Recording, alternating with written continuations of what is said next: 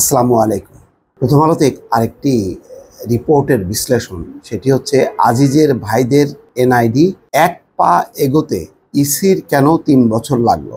অর্থাৎ জেনারেল আজিজের যে দুই ভাই জাতীয় পরিচয় এবং পাসপোর্ট নিয়েছে মিথ্যা পরিচয় দিয়ে, জালিয়াতির মধ্য দিয়ে, এটা মোটামুটি ওপেন।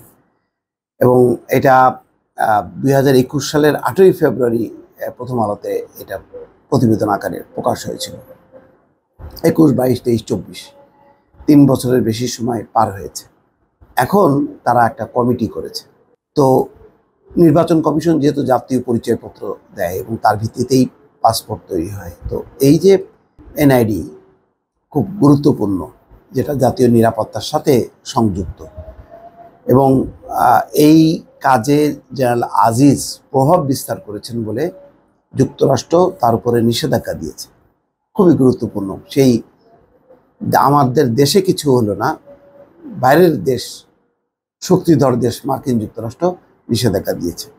কিন্তু যে ঘটনাটাকে কেন্দ্র করে এই নিষেধাজ্ঞা, সেই ঘটনাটা তো এমন না যে বাংলাদেশে অপ্রকাশিত ছিল, এটা গণমাধ্যমে প্রকাশিত হয়েছে।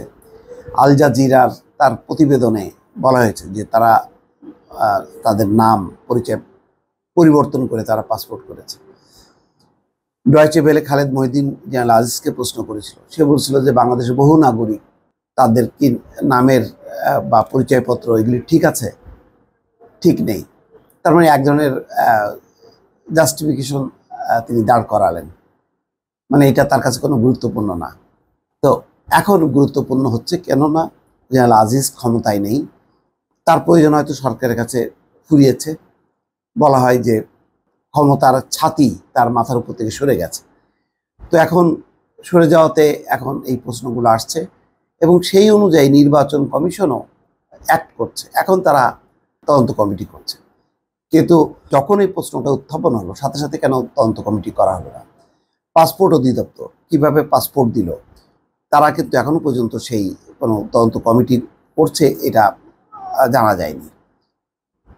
এখন এই যে সম্ভব গতিতে নির্বাচন কমিশন এগোচ্ছে, এই নির্বাচন কমিশন হয়তো বলতে পারে যে তারা তাদের সময় না, এটা আগের নির্বাচন, হুদা কমিশনের সময়।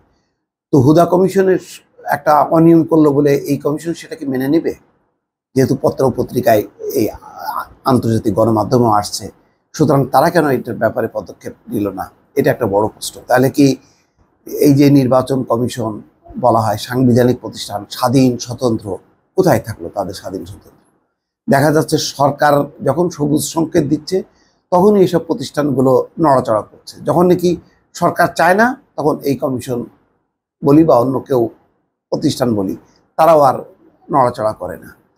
তো এইটাই খুবই দুর্ভাগ্যজনক যে একটা বিষয়ে, মানে একেবারে অসত্য জিনিস, মিথ্যা জিনিস প্রকাশিত হবার পরও নির্বাচন কমিশন চুপচাপ বসে থাকলো 3টা বছর।